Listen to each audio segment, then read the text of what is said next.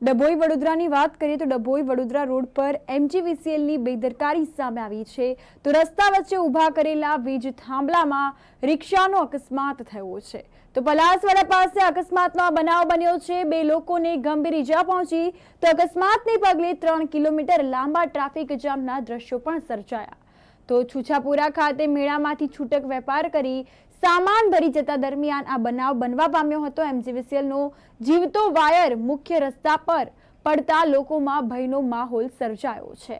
તો પોલીસે ઘટના સ્થળે પહોંચીને આ અંગે તપાસ શરૂ કરી હતી અને સૂત્રોમાંથી જાણવા મળતી વિગતો અનુસાર ગત રોજ સંખેડા તાલુકાના છુછાપુરા ગામે દરગાહ શરીફનો મેળો ભરાયો હતો અને આ મેળામાંથી છૂટક નાનો વેપાર કરી સામાન ભરી ઓટો રિક્ષા લઈને રિક્ષા ચાલક શેખ અબ્દુલભાઈ સમજભાઈ રહેવાસી વડોદરા ઉડાના મકાનમાં પ્રતાપનગર જઈ રહ્યા હતા અને ત્યારે